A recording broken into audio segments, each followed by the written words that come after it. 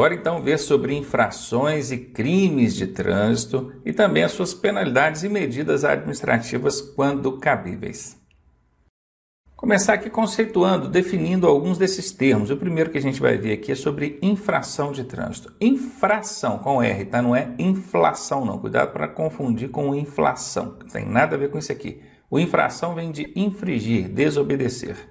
Então tá aqui, é inobservância. O que é inobservância? É o não observar, é o deixar de observar, o deixar de obedecer. É a inobservância de qualquer preceito deste código, das normas, regras e leis que estão neste código, da legislação complementar ou das resoluções do CONTRAN. Por que aqui eu coloquei ou das resoluções do CONTRAN em branquinho, quase sumindo? É porque recentemente o Supremo Tribunal Federal julgou procedente uma ação direta de inconstitucionalidade, entendendo que o CONTRAN não pode inovar, ele não pode criar infrações, ele pode até complementar o Código de Trânsito Brasileiro. Então, quando no CTB diz aqui que é infração a desobediências às resoluções do CONTRAN, o STF não concorda, por isso, em breve isso vai estar riscadinho lá no código e não vai mais poder servir aqui para autuar condutores. Então vai ter que ir ajustando o próprio Código de Trânsito Brasileiro. Por enquanto, deixa o texto do jeito que está.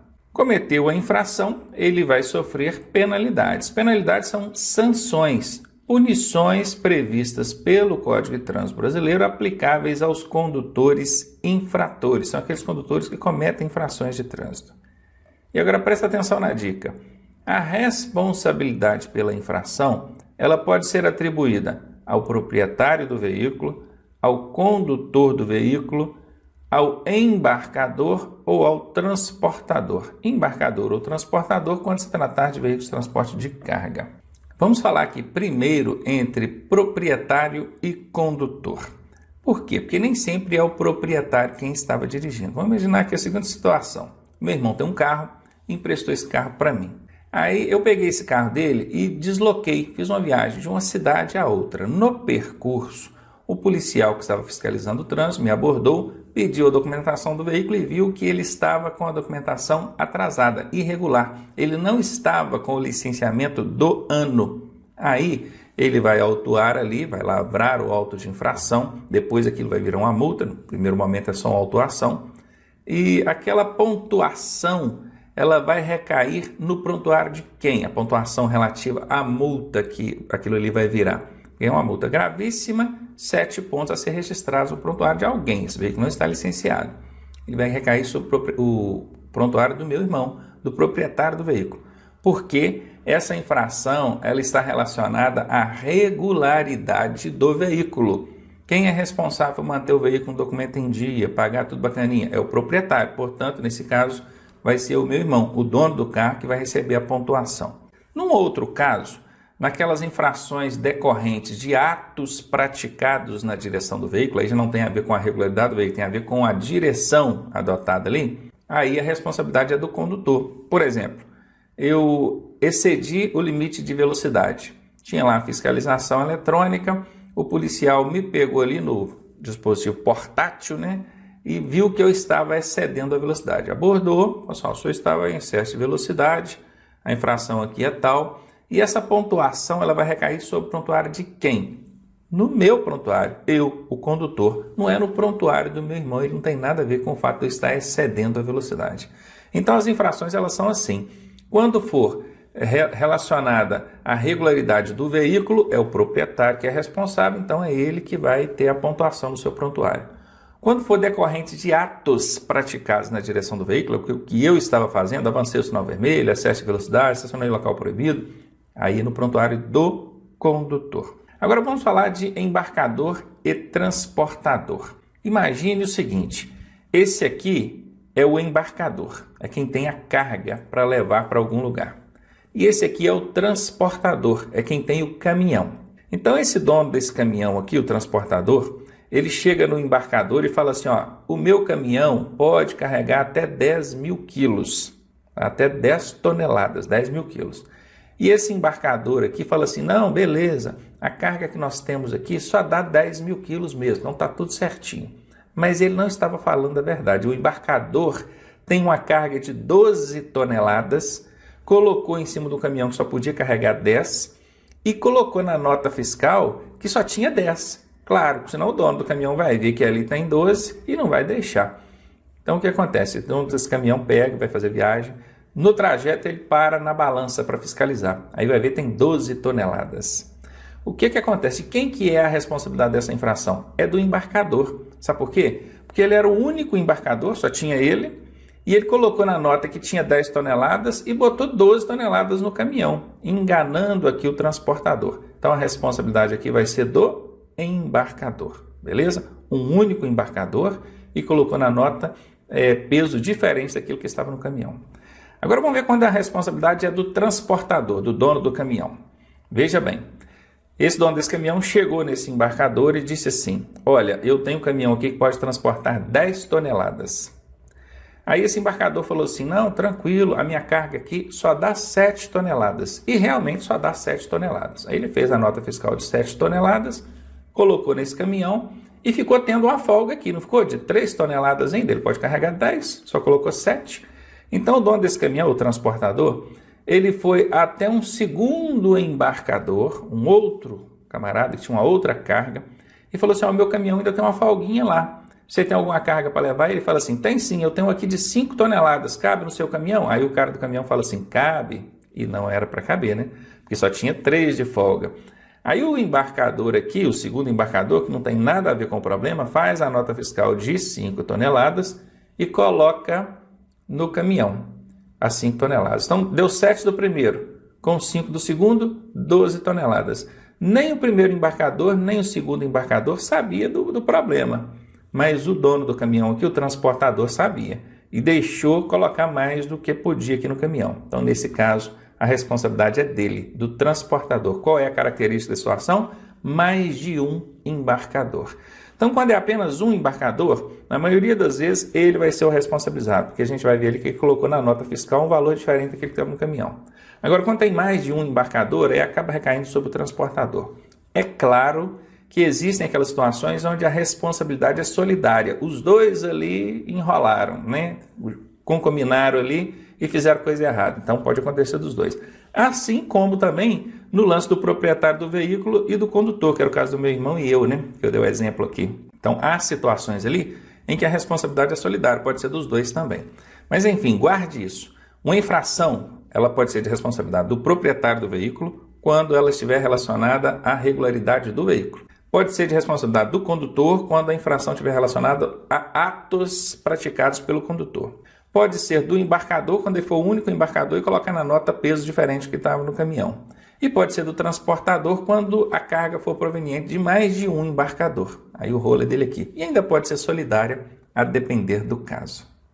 Bom, se existe uma infração, tem que ser lavrado o auto de infração de trânsito. O que é auto de infração de trânsito? Está vendo isso que esse agente está fazendo aqui? Ele está preenchendo alguma coisa aqui num bloquinho, num talonário. Qualquer pessoa que vê essa cena diz que esse agente aqui está multando alguém. Na verdade, o agente da autoridade de trânsito não multa ninguém. Quem multa é a autoridade de trânsito. O agente da autoridade, aquele que está lá na via fiscalizando, ele apenas flagrou, ele constatou a irregularidade e coloca aquilo no auto de infração. Isso chama-se lavrar auto de infração de trânsito, que é preencher. Pode ser num talonário impresso, a caneta, ou pode ser num talonário eletrônico. Também existe essa outra possibilidade. Depois ele encaminha aquilo para a autoridade. Por enquanto é só um auto de infração. Então está aqui. Ocorrendo infração, que é a desobediência, a inobservância, né, de alguma norma prevista no CTB ou lei complementar, será lavrado. O que é lavrado? Preenchido. O auto de infração de trânsito, que é conhecido por AIT, auto de infração de trânsito. Aquilo que até ontem vocês imaginavam que era uma multa, não é. Isso é uma autuação. O guarda não multa, o guarda autua. Então, nesse auto de infração de trânsito, precisa constar algumas informações. Está aqui, ó, no qual constará. O que vai constar nesse auto? Aqui, primeira coisa, tipificação da infração cometida. É o tipo. Qual foi a infração? Ele avançou o sinal vermelho, estacionou em local proibido, excedeu a velocidade. O que ele fez? Então, tem que colocar o tipo da infração. Isso é uma informação obrigatória. Segunda informação, local, data e hora onde aconteceu a infração. Tem que constar isso aqui no auto de infração, é obrigatório. Terceira coisa, identificação do veículo. Aí pode ser por meio da placa, marca, espécie ou qualquer outra característica que ajude a identificar o veículo. Outra, identificação da autoridade ou do agente autuador, né? Que pode ser, certamente quem vai estar lá na pista lá fiscalizando é o agente da autoridade. Também equipamento fiscalizador, e algumas vezes a autuação ela é flagrada, ela é constatada por um equipamento, é um excesso de velocidade, um avanço de sinal, fiscalização eletrônica, né? E por fim, o prontuário ou assinatura do condutor. Agora presta atenção nessa última informação aqui, ó. Se possível. Tudo que nós vimos para cima aqui tem que constar no auto de infração e isso é incontestável. Agora, o que está aqui embaixo, nessa última linha, que é o prontuário do condutor e a assinatura dele, se possível, isso aí é, conforme eu acabei de dizer, só se for possível. Imagine que o condutor não tem habilitação. Como é que vai constar ali o número do prontuário, o número da habilitação dele? Não tem. Ou então, no caso de um avanço de sinal, a gente só viu o carro avançando o sinal, pegou a placa, o local, data, preencheu a auto de infração. Como é que ele vai saber quem estava dirigindo para poder colocar ali o prontuário dele? Viram? No segundo caso, que é a assinatura do condutor, ele também pode se recusar a assinar. Eu não quero assinar. Ou então não foi possível abordar o veículo, mesmo caso, passou no semáforo lá, ele viu quem que era, como é que vai pedir para assinar? O cara já foi embora. Então tem algumas infrações, a maioria, que dá para autuar sem abordar, sem ter que parar o veículo. Então como é que vai assinar? Até porque, ou além do mais, a assinatura ela só vale para uma coisa, que é para o condutor, aquele que foi abordado ali, cometeu infração, ter ciência de que foi autuado. Porque quando o agente de trânsito te autua, ele lavra o auto de infração, aquela autuação vai para a autoridade e a autoridade tem que te notificar via correio. Ela faz uma cartinha, põe no correio e chega lá para você, lá na sua casa. Então essa notificação via correio é dispensada quando o condutor assina. Tem alguns outros poréns nisso aí, mas eu não vou entrar no mérito aqui agora. A única coisa que você precisa saber é isso. A assinatura, ela serve meramente para você mostrar ali que tem ciência. Já foi notificado, não, eu já estou sabendo, já assinei aqui. Não quer dizer que você concordou, não. Quando você assina, não significa que você não possa mais se defender ou recorrer da autuação. Nada disso. Né? Então, tranquilo, a assinatura é só para isso. Mas, contudo, tanto o prontuário quanto a assinatura só vão constar no auto se for possível. Se não for possível, o agente pode lavrar o auto de infração tranquilo, sem essas informações. Bom, nós falamos aí sobre autoridade, sobre agentes da autoridade. Vamos então entender, conhecer esses personagens aí. Autoridade de trânsito é o dirigente máximo de órgão ou entidade executivo de trânsito componente do Sistema Nacional de Trânsito. Imagine bem, se o seu município já está integrado ao Sistema Nacional de Trânsito, se não está, deveria estar, né? Então tem muito município que ainda não está cumprindo com o dever dele, mas se o seu município já está integrado ao Sistema Nacional de Trânsito, ele já tem órgão de trânsito, é o órgão executivo de trânsito do município. O dirigente máximo desse órgão municipal é uma autoridade de trânsito, dentro das circunscrições desse órgão, obviamente. O diretor do DETRAN do seu estado é uma autoridade de trânsito. Quer ver um outro órgão de trânsito de âmbito estadual? O DER, que é o órgão executivo rodoviário de trânsito do estado. Viram? Agora vamos pular para âmbito federal. O DENIT, Departamento Nacional de Infraestrutura e Transporte, tem o seu dirigente máximo é a autoridade de trânsito. Ou então o Departamento de Polícia Rodoviária Federal, seu dirigente máximo, é uma autoridade de trânsito. Então, autoridade é sempre o dirigente máximo. Normalmente é aquele que você não vai ver lá na via. É aquele que está lá dentro de uma sala com ar-condicionado, gerindo ali, cuidando da gestão daquele órgão. Agora, o agente da autoridade de trânsito, vejam, ele é o agente da autoridade, aquele que está lá na via representando a autoridade. Ele pode ser pessoa civil ou policial militar, credenciada pela autoridade de trânsito para exercício das atividades de fiscalização, operação, policiamento ostensivo ou patrulhamento.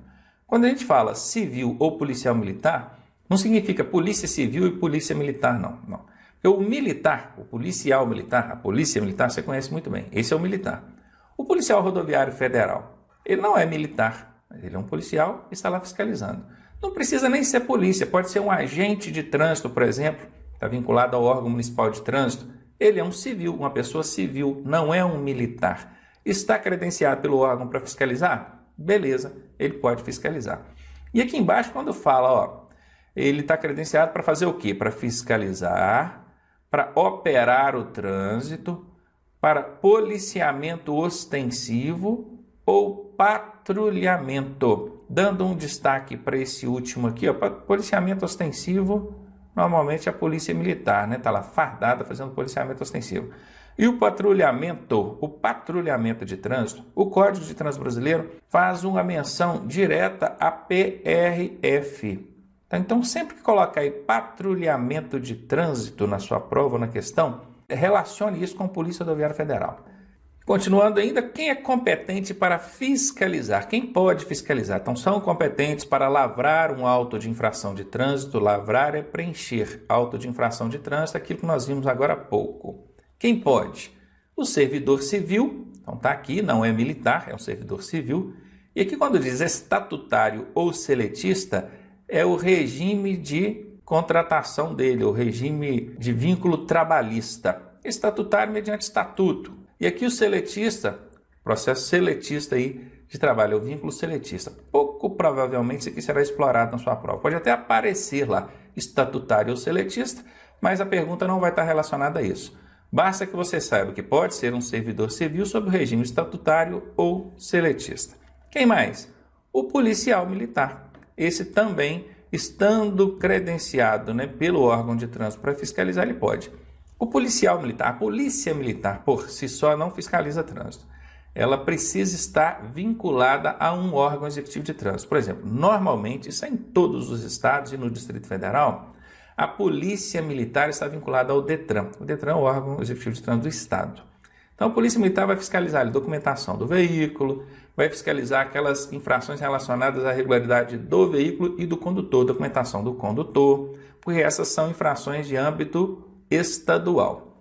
Tem também aquelas infrações de âmbito municipal, que são relacionadas à circulação. Avançou um sinal vermelho, ele então estacionou no local proibido, excedeu a velocidade dentro das vias do município. Essas infrações de competência do município, quem vai fiscalizar é o órgão municipal. A polícia militar pode fiscalizar? Pode, se estiver convênio, se tiver vínculo com o órgão de trânsito municipal. Normalmente quem fiscaliza essas infrações é os agentes de trânsito do próprio órgão, a guarda municipal, quando tem, e a polícia militar, quando conveniada. Só lembrando que a polícia militar fiscaliza? Sim, desde que conveniada.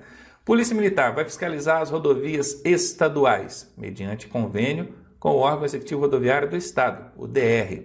Polícia militar pode fiscalizar nas rodovias federais, onde o DENIT ou a Polícia Rodoviária Federal fiscalizam, atuam? Pode. Se houver um convênio entre a Polícia Militar e esses órgãos, pode. Então, entendam isso. A Polícia Militar sempre vai fiscalizar mediante convênio. Se ela fechou convênio com o município, ela fiscaliza aquelas infrações de competência do município. As do Estado, da mesma coisa. Se ela tiver convênio, ela vai fiscalizar. Lembrando que, em quase 100%, se não 100% das vezes, as infrações de competência do Estado, que estão aí nas rodovias estaduais pelo DR ou dentro das outras áreas aí, que é o DETRAN, a Polícia Militar sempre tem convênio, sempre. Tá? Então, essa aí é de competência dela mesmo fiscalizar. E avançando, a gente falou aqui do auto de infração de trânsito, né? O AIT, aquele que o agente de trânsito vai lavrar. Então, ele lavrou esse auto de infração de trânsito e mandou para a autoridade analisar. Esse auto ele pode ser arquivado. Vejam que está destacado aqui para vocês. Olha, o auto de infração de trânsito poderá ser arquivado, olha, engavetado, e o seu registro julgado insubsistente, ou seja, não procede ali com o processo para poder punir o condutor. Quando é que isso pode acontecer, hein? Em duas situações. Quando o auto for inconsistente ou irregular, foi preenchido de forma inadequada, não tem fundamento legal, ou então se a autoridade de trânsito não conseguir notificar o proprietário do veículo em no máximo 30 dias. Vamos entender esse segundo caso aí. O agente lavrou o auto de infração e encaminhou isso para a autoridade. Aí a autoridade tem que notificar o proprietário via correio, cartinha, lembra que eu disse? Pois é. Só que por excesso de trabalho, por esquecimento, algum problema, uma greve, qualquer problema, a autoridade não conseguiu expedir a notificação dentro do prazo de 30 dias. Nesse caso, o auto de infração deve ser arquivado, não deve proceder com o processo para punir o condutor. Isso é o que está na lei, isso é o que está na regra. Nós não vamos entrar em detalhes, mas é assim. A própria autoridade, ela já engaveta quando ela percebe que passou dos 30 dias? Na maioria das vezes, não. Ela expede a notificação a si mesmo e se o cara lá não reclamar, né, o proprietário do veículo não reclamar, acaba a punição sendo aplicada. Então preste atenção nisso. Só não pode confundir com o seguinte: a obrigação da autoridade é expedir em 30 dias e não que chegue na sua casa em 30 dias ou nas suas mãos em 30 dias. Tem lugar que a notificação chega lá no síndico do prédio, lá embaixo, fica lá 6 meses que trem lá. Depois que o proprietário do imóvel lá vai chegar, tinha uma cartinha para você aqui do Detran e vai ver, mas já passou de 30 dias, então tem que arquivar. Não é chegar na sua mão. Outra hora o servidor do correio chega lá no seu endereço para entregar, 1, 2, 3 tentativas, não encontra ninguém. Ele bota lá de que não encontrou e devolve para o órgão de trânsito. Nesse caso, o órgão fez o papel dele, ele expediu a notificação. Perceba bem que aqui na regra diz que ele tem que expedir em 30 dias e não chegar na sua mão em 30 dias. Sem contar os casos de endereço desatualizado e uma série de coisas. Já pensou se para punir tivesse que chegar na sua mão, o que ia ter de gente correndo aí para não receber a notificação? É brincadeira, né? Mas enfim, prestem muita atenção nesses dois casos, tá? Esse caso 1 e esse caso 2, porque isso aqui pergunta em prova direto. Quando é que um auto de infração de trânsito pode ser arquivado? Quando ele for inconsistente ou irregular, ou se em 30 dias não for expedida a notificação. Expediu, emitiu, colocou no correio, já tem lá a comprovação de que fez em 30 dias. Não chegou na sua mão, aí já é problema seu. Aqui agora na tela, a gente vai falar sobre o processo administrativo de trânsito. Como é que funciona desde o cometimento da infração até a última fase de recurso no âmbito administrativo. Porque a pessoa pode também recorrer judicialmente, né, às vias judiciais. Aí não tem nada a ver com o administrativo aqui. Mas aí o judicial também já foge da nossa legislação de trânsito para a prova de habilitação. Bom, então vamos nos limitar aqui ao processo administrativo, que é o que o condutor mesmo, o proprietário do veículo pode fazer. Então a gente tudo começa com o cometimento da infração. O condutor comete uma infração e aí o agente que está fiscalizando, ou então pode ser por meio eletrônico, né, se for uma fiscalização eletrônica, vai fazer a autuação, vai lavrar a autuação. O termo utilizado é esse mesmo, lavrar. Parece com lavar, né? Mas não é lavar roupa, não. É lavrar, preencher o auto de infração. Esse AIT significa auto de infração de trânsito.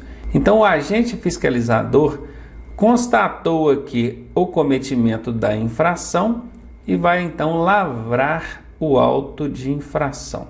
Ele preencheu ali aquele auto de infração, que ainda não é a multa. Tem muita gente que fala assim, o policial me multou. Ele não multa, na verdade ele autua, ele preenche, lavra o auto de infração e encaminha para a autoridade de trânsito dar prosseguimento no processo. Então o próximo passo, depois do auto de infração lavrado, é encaminhar esse auto de infração para a autoridade de trânsito. A autoridade de trânsito, conforme a gente já viu nas aulas passadas aí, é o diretor do órgão de trânsito, o diretor máximo, né? Então ele vai analisar esse auto de infração e ver se ele é consistente. O que é ser consistente? É se ele está dentro dos requisitos exigidos na legislação. Está tudo certinho, bacaninha, essa autuação ela realmente é dessa maneira, essa infração aconteceu, está tudo certinho? Bacana, vai prosseguir com o processo. Se a autoridade de trânsito, analisando o auto de infração, entender que esse auto é inconsistente ou irregular, ele vai fazer o quê? Ele vai arquivar. Você quer ver um exemplo de inconsistência no auto de trânsito? Vamos supor que um morador de uma determinada rua viu uma pessoa cometeram infração. Ele passou lá falando ao celular. Eu vi aqui o fulano de tal. E até filma, ele pode até filmar, olha que interessante. Esse morador filmou o camarada passando lá, falando ao celular enquanto dirigia. Aí ele foi no policial, ou fiscal de trânsito ali, mostrou a filmagem e esse policial, com base naquela filmagem, foi e lavrou o auto de infração, e nesse caso vai ser a responsabilidade atribuída ao proprietário do veículo, né? Porque não tem nem como pegar ali os documentos de quem estava conduzindo para poder fazer constar no auto. E pode, tranquilo, pode lavrar esse auto sem a presença do proprietário. Mas ele não pode lavrar esse auto por indicação de testemunha, de terceiro, ainda que tenha sido filmado. Isso é irregular, não pode. O policial, o agente de trânsito, ele só pode autuar naquilo que ele constatou, ele presenciou, ele viu acontecer. Eu tenho filmagem, eu tenho testemunhas, não serve. É só no que ele viu. O auto de infração só pode ser lavrado com base no que ele viu. Então imagina essa situação, o morador foi lá, filmou, aqui eu estava falando no celular e dirigindo, e o policial, o agente de trânsito, foi e fez a autuação com base naquele testemunho, naquela filmagem. Isso é um auto de infração irregular. Então o que a autoridade de trânsito vai fazer? Volta comigo aqui na tela. Vai arquivar esse auto de infração. Ele vai ser arquivado. Agora, se o policial viu mesmo que o camarada estava falando no celular, ele presenciou isso, então a autuação ela vai ser considerada válida e então a autoridade de trânsito vai notificar o proprietário do veículo de que esse veículo foi autuado. Olha, notificação do auto de infração de trânsito. O que é notificar? É avisar. Vai mandar via correios, hoje em dia até via aplicativo é possível, né? A notificação pode ser por aplicativo. Vai mandar lá para o proprietário do veículo, explicando, olha, aqui no dia tal, o seu veículo foi flagrado cometendo infração tal. E aí esse proprietário, se não era ele que estava dirigindo, se esse veículo estava emprestado, ou com algum outro ali da casa dele que pegou o carro e tal, ele tem um prazo para apresentar o infrator, que é para essa pontuação não recair no prontuário dele. Ele o proprietário. Ou então se era ele mesmo o proprietário que estava conduzindo, mas ele não concorda com a notificação, vamos supor que ele conseguiu perceber que essa autuação foi feita com base numa filmagem de um morador lá. Ele conseguir provar isso, ele vai alegar isso numa defesa prévia. Perceba que ainda não é recurso de multa, é uma defesa prévia. O que é prévia? É antes da multa ser aplicada. Por enquanto ele foi só autuado. Então ele vai apresentar uma defesa prévia. E ele apresenta isso a quem? A autoridade de trânsito. Então como é que vai proceder daqui para frente?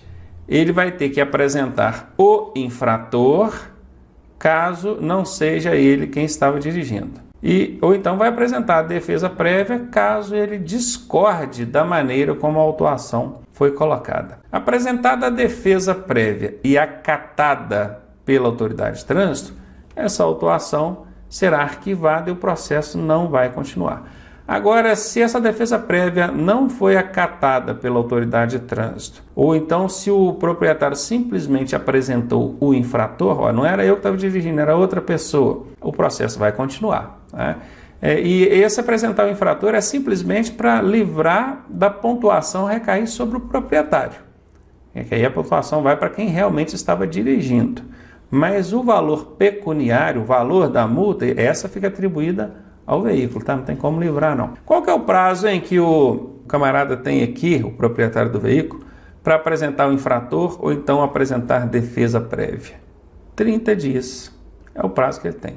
Feita aí passada essa fase, se a autoridade de trânsito indeferiu, ou seja, não acatou a defesa prévia, o que a autoridade de trânsito vai fazer? Vai aplicar a penalidade e vai avisar o proprietário. Então ele vai notificar o proprietário do veículo que esse veículo foi penalizado, que esse condutor foi penalizado. Essa penalidade, em 90% das vezes, vai ser uma multa. Podem ter outras penalidades. Em alguns casos acontece também a suspensão do direito de dirigir e outras penalidades. Mas a multinha vai estar sempre ali. Há alguns casos em que a multa não vai ser aplicada. Às vezes vai ser aplicada uma advertência por escrito ou outros casos ali. Mas em quase todos os casos, essa penalidade será uma multinha. Então, quando esse proprietário receber lá na casa dele, via correio ou via aplicativo, a notificação, o aviso da penalidade, aí sim ele vai entrar na fase de recurso. Naquela primeira fase lá ele estava apenas fazendo uma defesa prévia. Aqui ele vai recorrer, porque ele foi punido e não concorda. Aí ele recorre a quem? Recorre a JARI, aquela Junta Administrativa de Recursos de Infrações, que nós já falamos dela anteriormente.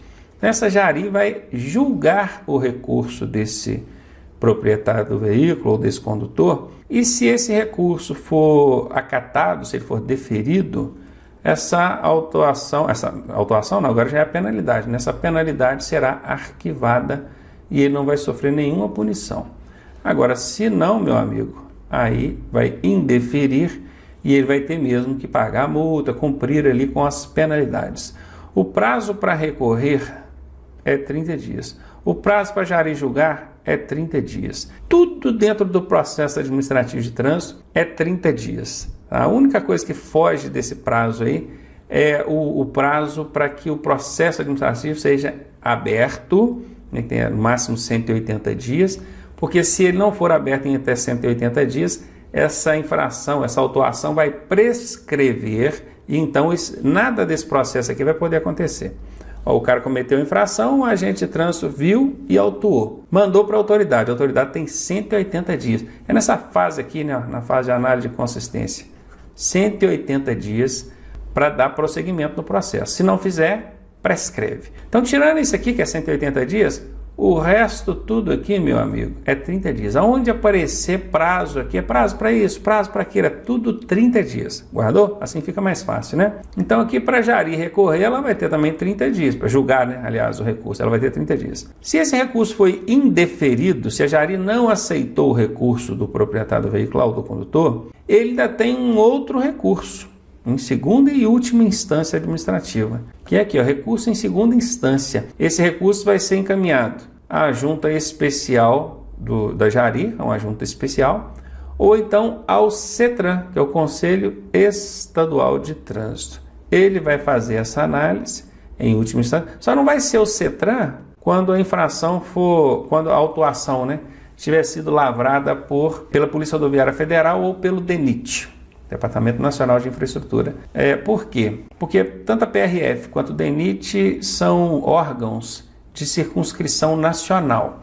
E o CETRAN é o Conselho Estadual de Trânsito. Então ele não vai julgar os recursos aí de autuações lavradas pela PRF e pelo DENIT, não vai. A ANTT também, Agência Nacional de Transporte Terrestre, não vai. Mas aí quem vai fazer, no caso, seria a junta especial. Agora, se for por qualquer outro agente fiscalizador, por qualquer outro órgão fiscalizador, seja o órgão municipal, polícia militar, aí vai ser o CETRAN mesmo que vai analisar aqui em segunda instância. E qual que é o prazo? 30 dias do mesmo jeito, sempre. Todos os prazos aqui no processo são 30 dias. Se foi deferido esse recurso, já em última instância, né, que é segunda e última instância administrativa, então ele vai ser arquivado e esse condutor de veículo, esse proprietário, não vai pagar nenhum valor, não vai ter nenhuma pontuação registrada no seu prontuário. Agora, se foi indeferido, se persistiu ali a aplicação das punições, aí vão ser aplicadas as penalidades e o responsável, né, seja o proprietário, o condutor, vai ter que cumprir com essas punições, com essas penalidades, para estar então em dia, em quitado, tudo quitado, para voltar a dirigir. Então aqui nós temos basicamente três fases. Vamos ver aqui, ó. Tem essa partezinha verde, que é onde aconteceu o cometimento da infração, o policial ou agente de trânsito lá autuou, lavrou o auto de infração, mediante constatação presencial, não pode ser por testemunha, por vídeo de terceiro. Ah, mas o meu colega lá foi autuado por uma câmera de vídeo monitoramento lá na rua tal, mas aí é a câmera do próprio órgão de trânsito, lá tinha placa indicando, olha, a área fiscalizada por vídeo monitoramento, tem a placa, tem que ter, aliás, a placa avisando que aquela área é fiscalizada por vídeo monitoramento. Lá numa central tinha agentes fiscalizadores vigiando, então ele constatou por meio da câmera, né, que estava lá ao vivo, na hora, né, ele não estava lá em loco, na via, mas ele estava dentro de uma sala onde tinha várias câmeras e ele fiscalizou e viu, aí pode. As câmeras de morador, filmar as fotos do morador não pode não, tá? E aí a autoridade aqui analisou consistência, arquivou ou prosseguiu com o processo. Então nessa primeira fase, essa área verdinha, depois a área azul é onde tem a apresentação do infrator, quando não era o proprietário que estava dirigindo, né? E então a defesa prévia, que ainda não foi aplicada nenhuma penalidade. Na outra fasezinha aqui já entra a notificação da penalidade com recurso a jari e por fim o recurso em segunda e última instância administrativa. Essa parte de processo administrativo, ela parece um pouco complicada para quem nunca viu. Por isso eu sugiro que você assista várias vezes isso aqui, para você entendendo as fases, como é que elas funcionam. 99% dos condutores não entendem absolutamente nada de processo administrativo de trânsito, que resumidamente é isso que está aqui na tela. Se você quiser saber mais sobre processo administrativo de trânsito e aprofundar, a fonte legal é o Código de Trânsito Brasileiro e a Resolução 619 do Conselho Nacional de Trânsito. Só pesquisar nesses materiais, caso você queira se aprofundar um pouco mais, às vezes fazer um recurso, uma defesa prévia para você mesmo. Então tá aí a fonte.